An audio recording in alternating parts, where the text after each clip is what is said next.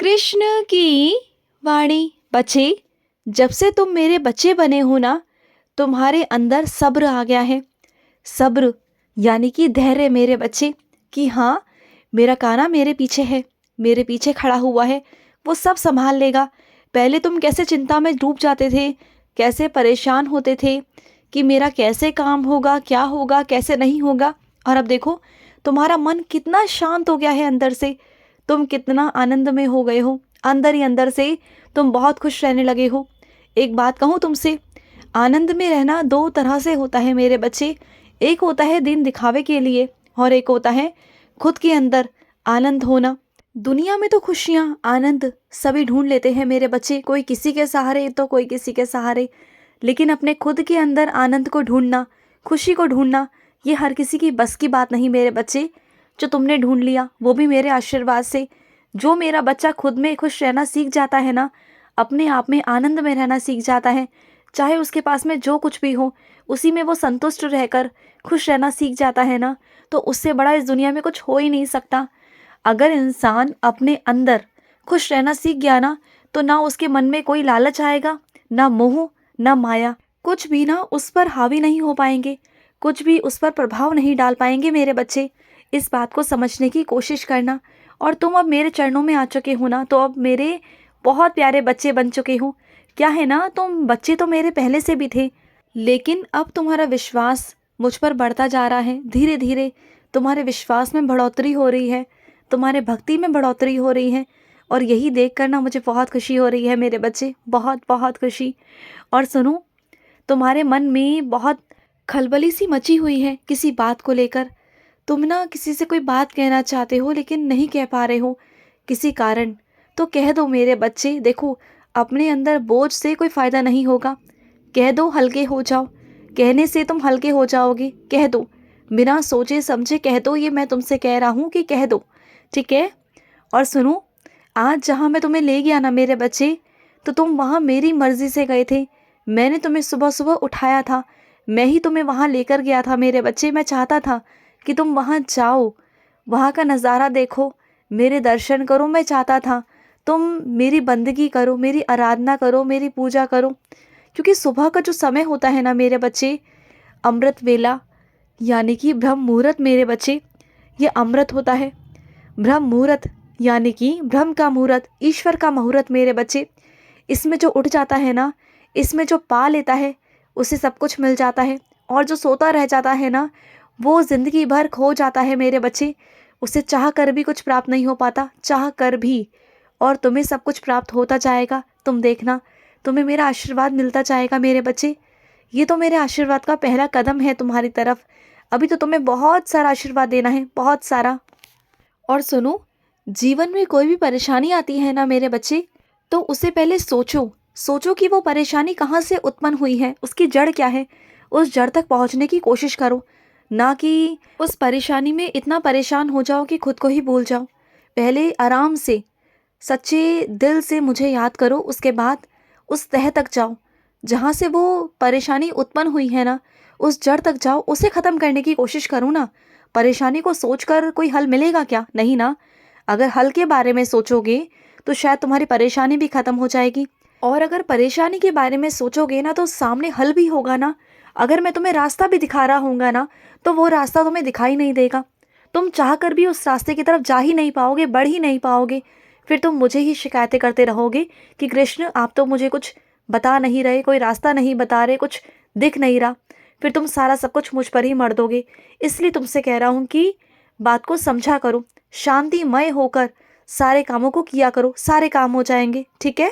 और सुनो, मुझे नहीं चाहिए महंगे महंगे वस्त्र, महंगे महंगे मुकुट या सामग्री, या फिर कोई फल फूल, कुछ भी मेरे बच्चे, मुझे कुछ नहीं चाहिए तुमसे। मुझे चाहिए तो तुम्हारा भाव, तुम्हारा प्यार। मैं इसी में खुश हूँ। अगर तुम मुझे सच्चे दिल से नमस्कार भी करोगे ना, तो वो भी मेरे लिए काफ़ी है मेरे बच्चे। ये मत सोचा करो कि तुम्हारे पास में कुछ भी नहीं है मुझे चढ़ाने के लिए, तो तुम मेरे मंदिर नहीं आओगे या मेरे पास नहीं आओगे। ये मत सोचा करो, दुनिया को देखकर मत सोचा करो कि दुनिया इतना चढ़ावा चढ़ा रही है और मैं कुछ नहीं चढ़ा पा रहा, मेरी हैसियत नहीं। ये मत सोचा करो। देखो, उनके पास में है तो वो कर रहे हैं ना। तुम्हारे पास में पता है क्या है? तुम्हारे पास में उनसे भी ज़्यादा बड़ा है। तुम्हारा दिल, तुम्हारा सच्चा भाव मेरे बच्चे जो उनके पास में नहीं। वो दिन दिखावे के लिए मेरे पास मुद्रा तो चढ़ाते हैं, पैसे चढ़ाते हैं, लेकिन उनके दिल में कालक होती है मेरे बच्चे। लेकिन तुम्हारा दिल बहुत साफ है, तुम्हारे सच्चे भाव हैं, तो तुम अगर मेरे आगे नमस्कार भी करोगे ना बिना किसी सामग्री के, तो तुम्हारी इच्छा सबसे पहले पूरी होगी। इस बात का वादा करता हूँ मैं तुमसे। तुम्हें अगर विश्वास नहीं है ना, तो आजमा के देख लो अपने कृष्ण को एक बार, तुम्हें मालूम पड़ जाएगा। मैं सच कहता हूँ मेरे बच्चे, मैं बिल्कुल झूठ नहीं कहता, बिल्कुल नहीं। तुम अगर सच्चे दिल से मुझसे कुछ मांगोगे ना, तो मैं तुम्हें 100% दूंगा लाकर। मेरा जो भक्ति है ना मेरे बच्चे, वो पैसों से नहीं तोली जाती। मेरी भक्ति प्रेम और भाव से चलती है। जहाँ प्रेम है, भाव है, प्यार है, बस मेरी भक्ति उसी पर समर्पित है।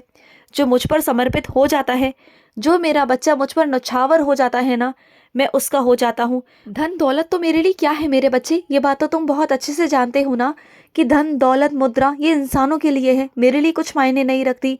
ये मुझे कुछ भी लुभा नहीं सकती, कभी नहीं लुभा सकती। और सुनो, तुम्हारे पाँव में जहाँ चोट आई है ना मेरे बच्चे, वहाँ पर ना डॉक्टर को दिखाओ और वहाँ पर गर्म पट्टी बांध के रखो मेरे बच्चे। उसमें सूजन है, मुझे पता है कि तुम चल नहीं पा रहे हो, थोड़ा आराम करो। और देखो, जब तुम्हें पता है कि तुम्हारे पाँव में चोट है, तो तुम्हें काम भी नहीं करना चाहिए ना। तुम फिर भी काम कर रहे हो, तुम्हें मनाही है काम करने की, तुम क्यों नहीं मानते हो? देखो, जिस चीज़ की मनाही होती है ना, उस चीज़ को मत किया करो। देखो, अगर 2-3 दिन 4-5 दिन तुम अगर आराम करोगे तो तुम जल्दी ठीक हो जाओगे ना। फिर जितना मर्जी काम करना हो कर लेना, तुम्हें कोई मना नहीं करेगा। लेकिन अगर काम करते रहोगे इस तरीके से, तो कैसे तुम्हारा पाँव ठीक हो पाएगा? ऐसे तो तुम कभी भी ठीक नहीं हो पाओगे, कभी भी तुम्हारा पाँव ठीक नहीं हो पाएगा। तो जो परहेज बताए गए हैं, उस परहेज को सुनो। जो नियम तुम्हें बताए गए हैं, जो परहेज बताए गए हैं, उन्हें करो। ऐसा नहीं होता मेरे बच्चे, बिल्कुल नहीं होता। तुम्हारी मन मर्जी बहुत चल गई, अब नहीं होगी। अब बिल्कुल मैं नहीं सुनूंगा। तुम्हें अपना ध्यान रखना होगा, अपने स्वास्थ्य का ध्यान रखना होगा तुम्हें। सुन रहे हो ना, तुम्ही से कह रहा हूँ। और सुनो, मन में दूसरों को हराने का भाव रखना और खुद के जीतने का भाव रखना, ये दोनों अलग अलग बातें हैं मेरे बच्चे। पूछो कैसे? हराने का भाव तो ये है मेरे बच्चे कि तुम किसी को पीछा करना चाहते हो और उसके आगे निकलना चाहते हो। और जीतने का भाव ये है मेरे बच्चे कि सिर्फ और सिर्फ तुम्हारा लक्ष्य और तुम्हारी मंजिल, बस इस पर तुम्हारा ध्यान होगा, तुम्हारी मेहनत होगी और तुम्हें जीतने से कोई नहीं रोक पाएगा, क्योंकि तुम्हें आगे जाना है। वहाँ किसी को तुम्हें पीछे नहीं करना, तुम्हें खुद को आगे लेके जाना है। वहाँ तुम्हें कोई रोक नहीं सकता। तो दोनों बातों में अंतर है मेरे बच्चे, दोनों बातों में अंतर है। एक को हराना और दूसरे को खुद को जिताना। तो तुम क्या चुनना चाहोगे? देखो, मेरे हिसाब से तो तुम्हें खुद को जिताना चाहिए। खुद के लिए इतना अपने आप को झोंक दो, मेहनत करो इतनी कि दूसरा चाहे कुछ भी कर रहा हो, कैसा भी कर रहा हो, लेकिन तुम्हें अपने ऊपर ध्यान देना है, अपने लक्ष्य की तरफ ध्यान देना है, मेहनत करनी है। अगर तुम अपने मेहनत पर ध्यान दोगे ना, तो तुम्हें जीतने से कोई रोक ही नहीं सकता। क्यों उसके पीछे पड़े हो कि तुम्हें उसे हराना है? मत सोचो उसके बारे में, अपने आप को जिताने की कोशिश करो, दूसरों को हराने की छोड़ दो। समझ रहे हो ना मेरी बात को? बात वही है मेरे बच्चे, लेकिन दोनों बातों का अंतर अलग है। जब तुम्हें ये समझ में आ जाएगा ना, तो तुम कभी भी ज़िंदगी में किसी को हराने की नहीं सोचोगे, बल्कि खुद को जिताने की सोचोगे। समझ रहे हो ना मेरी बातों को? तुम्हें हमेशा यही शिकायत रहती है ना मुझसे कि कृष्ण आप आते हो, लेकिन मुझे एहसास नहीं होता आपके आने का। तो सुनो, आज आऊँगा तुम्हारे पास एक खुशबू के तौर पर, तुम्हारे पास आऊँगा और तुम्हें मेरा एहसास भी होगा कि हाँ, मैं तुम्हारे आसपास ही हूँ। उस वक्त समझ जाना मेरी खुशबू से कि मैं हूँ तुम्हारे आसपास ही हूँ। मुझे महसूस करना। खुश रहो। आज का कृष्ण संदेश समाप्त हुआ। जय श्री कृष्ण।